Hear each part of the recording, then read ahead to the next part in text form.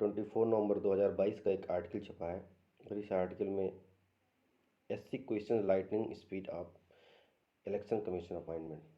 तो इसमें जो अभी करंट के अरुण गोयल करके एक इलेक्शन कमिश्नर है जिनका अपॉइंटमेंट हुआ है, उनको लेके जो सुप्रीम कोर्ट है वो लगातार गवर्नमेंट पे अटैकिंग मोड में नज़र आ रहा है। देखो यहाँ पे लिखा है, it was done with such haste did not you require time to contemplate Justice Joseph R. Center on Goel's posting. Justice Rastogi flagged super-fast mechanism used to fill a post vacant since May. तो विवाद शुरू कहाँ से हुआ है कि जो election commission का अपॉइंटमेंट है वो काफ़ी तेज़ी से हुआ है। जैसा कि सुप्रीम कोर्ट ने कहा है लाइटनिंग स्पीड, यानी कि जिस स्पीड से लाइट गिरती है ना उस स्पीड से आपने उनका अपॉइंटमेंट किया है। जस्टिस जो ये इलेक्शन कमिश्नर अभी जो बने हैं अरुण गोयल जी, ये पहले आईएएस थे 1985 बैच के, और ये जिस दिन रिटायर हुए हैं उसके अगले दिन ही इनको इलेक्शन कमीशन का अपॉइंटमेंट दे दिया गया। जबकि ये जो पोस्ट है ये मई 2022 से खाली थी, यानी कि अगर देखा जाए तो अभी 5-6 महीने टाइम था गवर्नमेंट के पास कि इस बीच में किसी को अपॉइंटमेंट दिया जा सकता था एक जो है सर्च कमेटी के थ्रू, लेकिन ऐसा गवर्नमेंट ने नहीं किया। एक्चुअल में यहाँ पे अभी तो कोई प्रोविज़न भी इस तरह का नहीं है कि गवर्नमेंट जो है इलेक्शन कमीशन के अपॉइंटमेंट में कोई जवाब जो है किसी को दे। ठीक है, यानी कि जो प्रेसिडेंट है वो अपॉइंट करता है, और प्रेसिडेंट के अपॉइंटमेंट को आप जान रहे हैं आर्टिकल 74 और 75 में सिंपल बोला गया है कि there will be a council of minister who will advise president. तो जो इलेक्शन कमीशन है उसको डायरेक्टली एग्जीक्यूटिव इंडिया में कंट्रोल करता है। तो इस तरह के जो अपॉइंटमेंट हैं उन पे आज तक क्वेश्चन नहीं हुए हैं, और ये जो अभी सुप्रीम कोर्ट ने इस तरह का प्रश्न उठाया, देखो ये प्रश्न उठाना सुप्रीम कोर्ट का एकदम फालतू है, क्योंकि मुद्दा ये है कि सुप्रीम कोर्ट काफ़ी फ्रस्ट्रेटेड है काफ़ी दिनों से। पिछले 5-6 महीने में आपने एक ट्रेंड देखा होगा कि सुप्रीम कोर्ट पे कंटिन्यूस जो अटैक हो रहा है उनके कॉलेजियम सिस्टम को लेके, और ये जो कॉलेजियम सिस्टम पे अटैक हुए हैं उसके लेके सुप्रीम कोर्ट, जिस तरह सुप्रीम कोर्ट कॉलेजियम सिस्टम पे लेके अटैक हुआ कि जो आपका सिस्टम है जो कॉलेजियम है उसमें किसी तरीके का कोई प्रोसीजर नहीं है, कुछ भी पब्लिक डोमेन में नहीं, कैसे आप ट्रांसफ़र करते हैं, किस तरह आप नियुक्तियाँ देते हैं।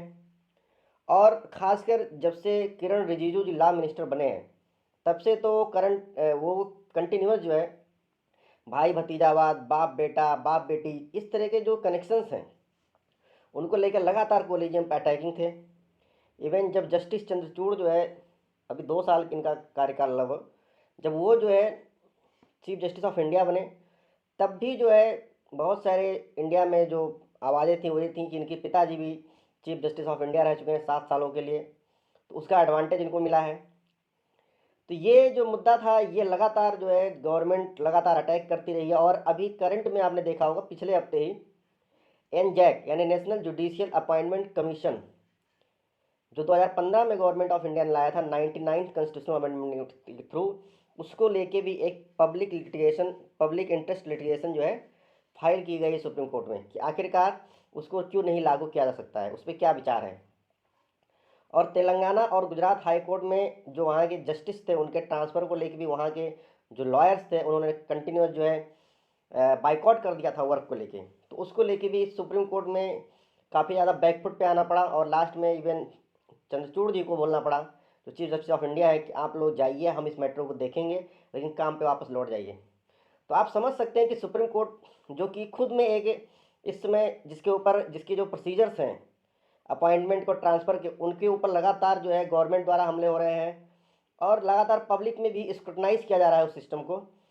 तो निश्चित रूप से सुप्रीम कोर्ट इस बातों से लगातार खींच में है। देखो सुप्रीम कोर्ट का सिंपल सा फंडा है कि गवर्नमेंट पब्लिक के साथ कुछ भी मनमानी करे, हमें मतलब नहीं है, लेकिन हमारे अधिकारों के साथ अगर छेड़छाड़ की गई, हमारे डोमेन का छेड़छाड़ की गई, तो हम भी गवर्नमेंट को बैकफुट पे लाएंगे, या ऐसे कह सकते हैं ब्लैकमेल करेंगे।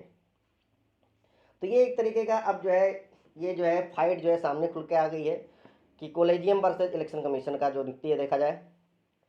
अब देखो इलेक्शन कमीशन को ही टारगेट क्यों किया, और भी बहुत सारे मुद्दे थे। देखो इलेक्शन कमीशन को टारगेट करना थोड़ा ठीक ही रहा है सुप्रीम कोर्ट के लिए देखा जाए, क्योंकि इलेक्शन कमीशन को लेके लगातार जो है एक मुद्दा बना हुआ है पिछले जब से भाजपा गवर्नमेंट आई है, खासकर सेकंड टर्म के बाद तो काफ़ी लोग अटैकिंग हुए हैं।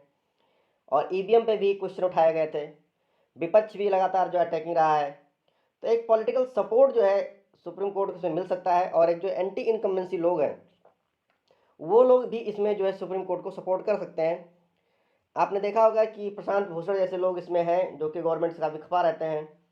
मैं ऐसा यहाँ पे डिफेंड नहीं कर रहा हूँ, मैं ऐसा इस नाते ही इन बातों को रख रहा हूँ ताकि आप समझ पाएँ कि सुप्रीम कोर्ट भी एक पॉलिटिकल अप्रोच के साथ चलता है।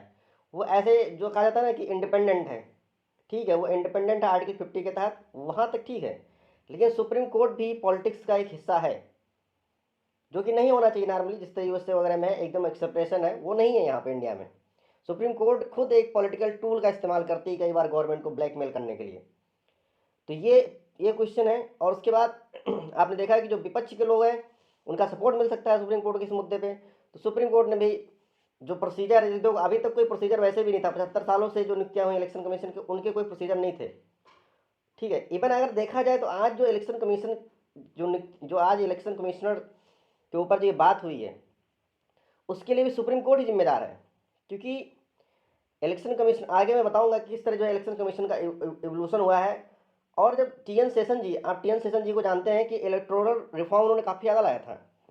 जो आज का हम देखते हैं model code of conduct election commission का, उसके लिए भी टीएन सेशन जी ही काफ़ी हद तक जिम्मेदार हैं, क्योंकि टीएन सेशन जी ने पॉलिटिकल पार्टीज़ को इस तरह के मॉडल कोड ऑफ कंडक्ट में बांधना शुरू किया, जिससे कहीं ना कहीं पॉलिटिकल पार्टी जो है काफ़ी ज़्यादा नाराज़ थी। और जो नाराज़गी थी सेंटर में वो थी कांग्रेस की सबसे ज़्यादा उस समय। और 91 में जब नरसिम्हा राव गवर्नमेंट बनी तो कांग्रेस को कहीं ना कहीं लगा कि, और भी बहुत सारी, मैं ऐसा नहीं बोल रहा हूँ कि कांग्रेस इसके लिए जिम्मेदार थी, यहाँ पे कांग्रेस और बहुत सारी जो पॉलिटिकल पार्टीज थी उनको लगा कि ये चीज़ें जो हो रही हैं वो जो है पॉलिटिकल पार्टीज़ के मेंबर्स के लिए अच्छी नहीं है, ठीक है। एज ए कम्युनिटी जो है, जो पॉलिटिकल पार्टीज़ के मेंबर थे उनको लगा कि टीएन सेशन जिस तरह का मॉडल कोड ऑफ कंडक्ट ला रहे हैं उसमें कहीं ना कहीं उनके लिए जो गलत तरीके अपनाना है वो मुश्किल हो जाएगा। और चूंकि उस समय इलेक्शन कमिश्नर 1 मेंबर बॉडी थी, टीएन सेशन जी अकेले थे, तो सारी पावर जो इलेक्शन कमीशन के पास थी, एक इलेक्शन कमिश्नर के पास थी। दूसरा, हटाने का जो प्रोसीजर है वो जस्ट लाइक प्रेसिडेंट है, तो उनको हटाया नहीं जा सकता था इजीली। तो यहाँ पे एक बहुत ही बड़ा गेम जो खेला गया, और वो गेम ये था कि 2 और इलेक्शन कमिश्नर जो है नियुक्त किए गए उस समय, और उसी समय जो है 3 मेंबर बॉडी ये बनी। और ये कहा गया कि जो 2 इलेक्शन कमिश्नर हैं, अगर कोई भी इस तरह का कन्फ्लिक्ट जो आता है व्यूज में चीफ इलेक्शन कमिश्नर को लेकर और बाकी 2 इलेक्शन कमिश्नर हैं, तो डिसाइड किया जाएगा मेजॉरिटी व्यू से, यानी इलेक्शन कमिश्नर की पावर रिड्यूस कर दी गई। वेतन वगैरह तो लगभग सेम ही होता है, बस चीफ इलेक्शन कमिश्नर को एक टेन्योर फिक्सेशन का जो है सिक्योरिटी मिला हुआ है कि उनका जो टेन्योर 6 साल होता है। बाकी जो 2 हैं उनका टेन्योर भी प्रेसिडेंट पे डिपेंडेंट है, यानी उनका टेन्योर भी फिक्स नहीं किया गया। अगर चीफ इलेक्शन कमीशन रिकमेंड करेगा तो प्रेसिडेंट कभी हटा सकता है। और यहाँ प्रेसिडेंट मतलब आप समझ सकते हैं एक्सिक्यूटिव है। तो वो जो 2 इलेक्शन कमिश्नर है वो हमेशा जो है एक्सिक्यूटिव पे डिपेंडेंट रहेंगे। और जब मेजोरिटी व्यू जो है वो, जब जो है मेजोरिटी डिसीजन जो है मेजोरिटी व्यू से लिया जाएगा कोई डिसीजन, तो निश्चित रूप से जो 2 लोग डिपेंडेंट हैं गवर्नमेंट पे वो गवर्नमेंट का फेवर करेंगे। और इस तरीके से जो सिंगल मेंबर बॉडी थी इलेक्शन कमिश्नर, उसकी पावर जो रिड्यूस कर दी गई। तो ये काम 93 में हुआ। और टीएन सेशन जी उस समय सुप्रीम कोर्ट भी गए, लेकिन यही सुप्रीम कोर्ट के जो जज हैं आज के, गवर्नमेंट इन्फ्लुएंस में आके ये लोग बॉडी को कमज़ोर करते हैं। और सुप्रीम कोर्ट ने कहा कि नहीं, कोई दिक्कत नहीं है, पावर तो आपको शेयर करनी ही पड़ेगी। और वहीं जो है ये बहुत बड़ा मुद्दा हो गया कि इलेक्शन कमिश्नर की पावर जो है जो सिंगल मेंबर बॉडी थी उसकी कम कर दी गई। देखो, इसके पहले भी ज़्यादा मेंबर की बॉडी बनी थी जब राजीव गांधी जी थे, लेकिन जो फाइनल डिसीजन आया वो सुप्रीम कोर्ट का ही था कि जो सेम पावर होगी तीनों की। तो सुप्रीम कोर्ट ही जिम्मेदार है आज की जो ये स्थितियाँ पैदा हुई हैं। सुप्रीम कोर्ट नागरिकों के प्रति जो है ना संवेदनहीन है, वो ज़्यादातर अपने आप को बचाती है। अगर देखा जाए तो एक अपर कास्ट का ग्रुप है, या जो है एक ग्रुप है सुप्रीम कोर्ट जिसमें कुछ फिक्स लोग अपने बच्चों की पोजीशन फिक्स कराना चाहते हैं, वो कभी भी जनता के लिए जो है इनका जो है संवेदनशीलता आता ही नहीं है। देखा जाए जब इनकी जो है इनकी हालत जब खराब होती है तो ये एक जो है नया शिव को छोड़ देते हैं कि जो है इंडिया में कॉन्स्टिट्यूशन नहीं रहेगा, कॉन्स्टिट्यूशन खत्म हो गया। वैसे भी कॉन्स्टिट्यूशन कितना है वो तो सब जानते ही हैं। अब मैं यहाँ पे बात करूँगा कि इलेक्शन कमिश्नर जो है क्या है, या मैं यहाँ पे स्टैटिक पार्ट की बात करूँगा, ये मेरा नोट खुद का है। तो पार्ट 15 में आर्टिकल 324 से लेकर 329 तक है। 324 में ही एक बॉडी इन्विजाज किया गया था जो कि सर्च करेगी, और उस तरह का कोई प्रोसीजर अभी तक फॉलो नहीं किया जाता। इसी पे जो है सुप्रीम कोर्ट लगातार अटैक कर रही है गवर्नमेंट पे। इलेक्शन कमीशन एक परमानेंट बॉडी है और एक इंडिपेंडेंट बॉडी भी है, और ये stabilize by constitution of India directly, ठीक है। तो ये एक कॉन्स्टिट्यूशनल बॉडी है, मतलब कॉन्स्टिट्यूशन ऑफ इंडिया जो है 1950 में बनकर तैयार हुआ, उसके थ्रू ये डायरेक्टली बनाई गई है। तो ये एक इंडिपेंडेंट एंड कॉन्स्टिट्यूशनल बॉडी है। ये एक क्वासी जुडिशियल नेचर में है, यानी किसी को बुला के ये जो है बुला के पूछताछ कर सकती है सिविल कोर्ट की तरह, ठीक है। स्टेट इलेक्शन कमीशन, देखो स्टेट इलेक्शन कमीशन वो आर्टिकल 243 में है। 243 के पंचायत के लिए और 243 ZA म्यूनसिपलिटीज़ के लिए है, और ये कॉन्स्टिट्यूशनल बॉडी हैं। और इनको कौन बनाता है? ये कंस्टिट्यूटेड बाय स्टेट लेजिस्लेचर। तो state election commissioner constituted by state legislature, और इलेक्शन कमीशन जब बात होगी तो कंस्टिट्यूटेड बाय पार्लियामेंट, ठीक है। अब article 324 as per the constitution, election commission shall consist of state election commissioner and other as prescribed, sorry, election commission shall consist of chief election commissioner and other as president may from time to time fix. तो यही बात है कि president बताएगा कि हम कितने chief election commissioner plus और इलेक्शन कमिश्नर रखना चाह रहे हैं, और प्रेसिडेंट किसके एड एंड एडवाइस पे काम करेगा? कैबिनेट पे, ठीक है। Condition of service and tenure of office of election commissioner and regional election commissioner, ये भी प्रेसिडेंट के हाथ में दिया गया है, ठीक है। चीफ इलेक्शन कमिश्नर को छोड़ दो, condition of service and tenure of office of election commissioner, chief election commissioner and regional election commissioner. यही दिक्कत सबसे ज़्यादा है। अगर हम टेन्योर को फिक्स करवा दें, जो सर्विस कंडीशन अभी election commissioner chief election commissioner की है, तो समस्या अपने आप ही खत्म हो जाएगी। क्योंकि उस केस में किसी को भी अगर नियुक्ति दे रही गवर्नमेंट, तो वो अभी जो प्लेजर ऑफ प्रेसिडेंट का इशू है कि वो जो 2 इलेक्शन कमिश्नर हैं प्लेजर ऑफ प्रेसिडेंट पे काम कर रहे हैं, वो प्लेजर ऑफ प्रेसिडेंट खत्म हो जाएगा और गवर्नमेंट को बैकफुट पे आना पड़ेगा। तो मैटर यहाँ पे अगर कुल मिला जुला के है तो ये नहीं है कि प्रोसीजर क्या है, प्रोसीजर ज़्यादा ये है कि आप जो 2 इलेक्शन कमिश्नर हैं उनको सर्विस कंडीशन एंड टेन्योर जो है प्रेसिडेंट से हटके होना चाहिए। जिस तरह के सर्विस कंडीशन एंड जो टेन्योर है वो चीफ इलेक्शन कमिश्नर के लिए प्रेसिडेंट डिसाइड नहीं कर सकता, यानी कि उनका टेन्योर फिक्स होता है, उनको जो है आप हटा सकते हैं, लेकिन इम्पीचमेंट प्रोसीजर जो सुप्रीम कोर्ट के जज के लिए उसी तरह का प्रोसीजर फॉलो करना पड़ेगा। तो सबसे बड़ा मुद्दा यह है जिसपे जो है ज़्यादा फोकस नहीं किया जा रहा है। प्रोसीजर का कोई मीनिंग ज़्यादा है नहीं। देखो टिल 1950 से लेकर 15 October 1989 election commission as 1 member body, एक ही मेंबर बॉडी हुआ करती थी। On 16 October 1989 chief election commissioner plus 2 election commissioner as as is reduced for the voting from 21 to 18 years by 61st constitutional amendment in 1988। Article 326 adult suffrage की बात करती है, और ये जो 21 से 18 साल एज कम की गई थी, सबको पता है हमारे माननीय प्रधानमंत्री राजीव गांधी जी ने कम किया था, और ये 61st कॉन्स्टिट्यूशनल अमेंडमेंट द्वारा आया था। ये कई बार पूछा जा चुका है, क्वेश्चन बहुत इंपॉर्टेंट है। और ये इन्फोर्स में कभी आर्टिकल आया 1989 में। तो उस समय ये बोला गया कि जब आपने 21 से 18 साल एज कम कर दी है वोटिंग राइट जो है, तो अब जो है ज़्यादा मतलब लोग जो है वोट देने के लिए एलिजिबल हो गए हैं। तो ज़्यादा लोग एलिजिबल हो गए वोट देने के लिए, तो अब हमको जो है मेंबर को बढ़ाना पड़ेगा, यानी ज़्यादा हम जो है भार दे रहे हैं इलेक्शन कमिश्नर को, तो हमको ज़्यादा उनको जो है वर्क फोर्स भी देना चाहिए, ठीक है। ये बातें थी। अब देखो 2 इलेक्शन कमीशन जो 2 इलेक्शन कमीशन पोस्ट अबोलिस्ड इन जनवरी 1990 में अबोलिश कर दी गई। सबको पता है किसकी गवर्नमेंट थी? जनता गवर्नमेंट। अगेन 1 मेंबर बॉडी बन गई है। Again October 1993 3 member body, till then today it is the same. तो कांग्रेस गवर्नमेंट ने इसको 3 मेंबर बॉडी बनाई, और 3 मेंबर बॉडी बना के इसको जो है वही जो मैंने आपको पहले समझाया, उनकी पावर जो रिड्यूस कर दी गई। और ये सारी काम जो है कांग्रेस और जो जुडिशरी मिलकर की, यानी गवर्नमेंट और जुडिशरी के नेक्सस के साथ ही इलेक्शन कमिश्नर की पावर कम की गई, ठीक है। तो आप समझ सकते हैं chief election commissioner other election commissioner same power, salary allowances and other prerequisite but fix tenure 65 year और 6 year only to chief election. यही सबसे बड़ा मुद्दा है।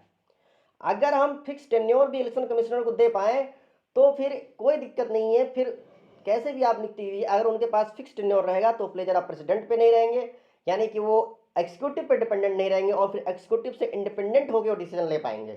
ठीक है, और यहाँ पे देखिए सैलरी पावर, ये जो सैलरी होती है वो किसके बराबर होती है, इक्विवेलेंट टू सुप्रीम कोर्ट के जज के बराबर होती है। ठीक है, in case of difference of opinion matter is decided by majority. इसी बात के लिए टीएन सेशन जी सुप्रीम कोर्ट गए थे कि अगर मैं चीफ हूं तो बाकी अगर कहीं कन्फ्लिक्ट होता है मैटर का तो जो डिफरेंसेज आते हैं अगर किसी मैटर पे तो वो पावर मुझे मिलनी चाहिए क्योंकि मैं चीफ हूं। लेकिन ऐसा नहीं हुआ, ऐसा बोला गया कि आप तीन लोग तीनों लोग मिल के मेजोरिटी व्यू से डिसाइड करेंगे। अब मेजोरिटी व्यू से तो डिसाइड करेंगे, ये बात तो सुप्रीम कोर्ट ने बहुत होशियारी से बोली, लेकिन बाकी जो दो इलेक्शन कमिश्नर है वो डिपेंडेंट किसी पे है, वो प्रेसिडेंट पे डिपेंडेंट है। प्रेसिडेंट किस पे, किसकी सुनेगी, एग्जीक्यूटिव की सुनेगी। यानी कुल मिला जुला के गवर्नमेंट के फेवर में तो होना ही था। इस तरह का डिसीजन ही सुप्रीम कोर्ट ने दिया था, इस तरह का स्ट्रक्चर ही बनाया गया। तो ये सुप्रीम कोर्ट यानी एग्जीक्यूटिव और जुडिशरी का नेक्सस था जो एक कॉन्स्टिट्यूशनल बॉडी को कमजोर किया गया। अब आज जो है कोलिजियम पे लगातार अटैक हो रहे हैं, अपने आप को बचाने के लिए इन्होंने इस तरह का जो है प्रोपेगेंडा फैला दिया है। अब chief election commissioner removal similar to SC जज। ठीक है, अब यहां पे ग्राउंड क्या हो सकता है, प्रूव्ड मिसबिहेवियर आर इनकैपेसिटी। ठीक है, तो ये जो है दो ग्राउंड बोले गए हैं। रिमूवल का एससी जज का रिमूवल पता ही, इम्पीचमेंट जिस तरह का प्रेसिडेंट के लिए होता है। एनी अदर इलेक्शन कमिश्नर और regional election commissioner can be removed only on the recommendation of chief election commissioner. तो ये सबसे बड़ा जो मुद्दा है कि चीफ इलेक्शन कमिश्नर के रिकमेंडेशन पे बाकी दो जो इलेक्शन कमिश्नर उनको हटाया जा सकता है। देखो अभी भी अगर देखा जाए तो कुछ हद तक चीफ इलेक्शन कमिश्नर पर डिपेंडेंट है दो इलेक्शन कमिश्नर हटाना, लेकिन वही है कि जो टेन्योर है बाकी दो का वो हमेशा जो है डिपेंड करेगा किस पे, उनका जो टेन्योर कौन डिसाइड करेगा, प्रेसिडेंट किसके एडवाइस पे चलेगा, एग्जीक्यूटिव। तो हमेशा वो जो दो इलेक्शन कमिश्नर वो वल्नरेबल रहेंगे और इसका फायदा गवर्नमेंट कहीं ना कहीं उठाएगी। अब फ्लॉज क्या है कॉन्स्टिट्यूशन में, देखो नॉट प्रेस्क्राइब्ड क्वालिफिकेशन, कोई भी क्वालिफिकेशन इलेक्शन कमिश्नर के लिए प्रेस्क्राइब्ड नहीं की गई है। सबसे बड़ा फ्लॉ ये है। Not specified term of member of election commissioner, जो मेंबर्स हैं इलेक्शन उनका कोई भी टर्म नहीं एक्सपायर, ये सबसे बड़ा मुद्दा है, उनका कोई टर्म नहीं है। ठीक है, no bar on further employment, कोई भी बार नहीं है फर्दर एम्प्लॉयमेंट में, जैसा कि कैग के केस में है, कैग जो है फर्दर एम्प्लॉयमेंट नहीं ले सकता है पर इलेक्शन कमिश्नर ले सकता है। Power and function, determine territorial area of electoral constituencies on basis of delimitation commission act of parliament. देखो डीलिमिटेशन कमीशन एक्ट अब तक 4 बार हो चुके हैं, 52 में, 62 में, 72 में और 2002 में। To notify date and schedule of election and to scrutinize nomination paper. तो डेट जो इलेक्शन की वो कौन बताएगा, वो बताएगा इलेक्शन कमिश्नर। ठीक है, चाहे पोल हो या बाई पोल हो, अगर जनरल पोल्स भी हैं तो भी और बाई पोल्स भी हैं। बाई पोल्स क्या होता है, कोई से डेथ हो गई किसी के एमपी एमएलए की, उस केस में भी इलेक्शन की डेट कौन बताएगा या नोटिफाई करेगा, वो करेगा इलेक्शन कमिश्नर।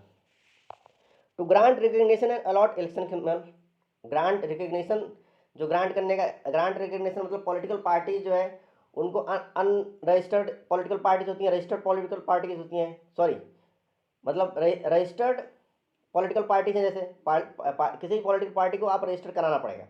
अब उसमें ये बोला जाता है कि आप स्टेट पॉलिटिकल पार्टीज हैं या नेशनल पॉलिटिकल पार्टी हैं, तो उसको भी रिकग्नाइज करने का काम किसका, इलेक्शन कमिश्नर का है। वो एक फिक्स जो है सर्विस कंडीशंस होती हैं, मतलब फिक्स कंडीशंस होती हैं जिसके आधार पे किसी भी पार्टी को हम लोग नेशनल या स्टेट पॉलिटिकल पार्टीज का दर्जा देते हैं।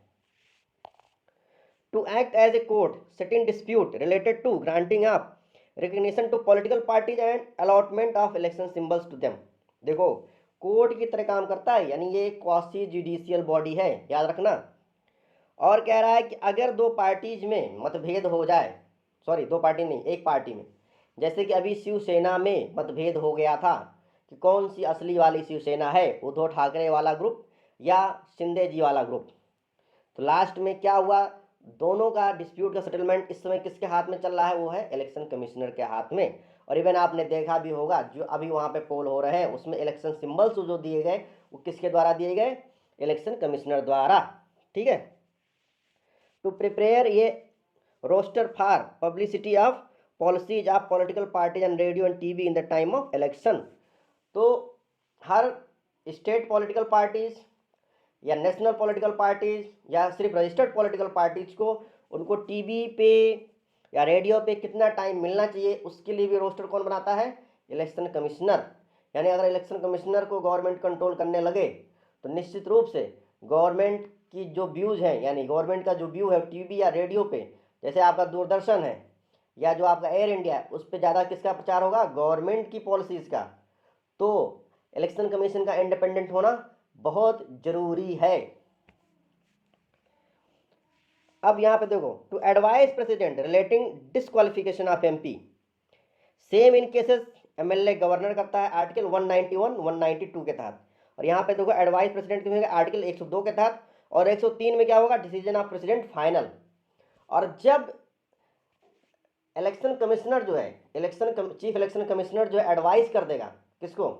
प्रेसिडेंट को, कि इस एमपी एमएलए को हटा दीजिए, ठीक है, ये डिफेक्शन हो गया इसके साथ, जो कि रिप्रेजेंटेशन ऑफ पीपुल्स एक्ट के तहत है, तो फिर उसका जो एडवाइस वो प्रेसिडेंट पे बाइंडिंग होगा और प्रेसिडेंट को उस एमपी एमएलए को हटाना पड़ेगा। इवन जो दिल्ली विधानसभा है ना, वो चूंकि यूनियन टेरिटरी है, तो यूनियन टेरिटरी में भी जब ऐसे तो नॉर्मली जो स्टेट है, फुल स्टेट है, उनमें तो गवर्नर को जो है एडवाइस कौन देगा? इलेक्शन कमिश्नर, क्या आप इस एमएलए को हटा दीजिए। लेकिन चूंकि यूटीज में कौन काम करता है? लेफ्टिनेंट गवर्नर या एडमिनिस्ट्रेटर होते हैं, तो वहाँ पे प्रेसिडेंट होगा। प्रेसिडेंट को कौन एडवाइस करेगा? इलेक्शन कमिश्नर, इस एमएलए को हटा दीजिए, तो वो हटाना पड़ेगा। रिकग्निशन स्टेट और national political party on basis of Paul performance, ये मैंने बोला था कि पॉल परफॉर्मेंस के आधार पे किसी पॉलिटिकल पार्टी को स्टेट या नेशनल पॉलिटिकल पार्टी बोलेंगे। At state level chief electoral commissioner appointed by chief election commissioner in consultation with state government. तो स्टेट लेवल पे जो चीफ इलेक्टोरल कमिश्नर है उसको कौन अपॉइंट करेगा? चीफ इलेक्शन कमिश्नर, लेकिन किसके साथ कंसल्ट करके? स्टेट गवर्नमेंट के साथ, ठीक है। एट डिस्ट्रिक्ट लेवल जो कलेक्टर होता है acts at district returning officer, वो वहाँ पे डीआरओ की तरह काम करेगा, डिस्ट्रिक्ट रिटर्निंग ऑफिसर की तरह काम करेगा। तो कल अगर आप आईएएस बन जाते हैं तो आप भी इस इलेक्टोरल प्रोसेस के, इलेक्शन प्रोसेस के भाग होंगे, यानी कि आप डिस्ट्रिक्ट रिटर्निंग ऑफिसर होंगे। तो अगर आपको मेरा वीडियो बहुत अच्छा लगा हो तो please like and subscribe my channel. और इसके आगे मैं क्या कहूँ? Thank you.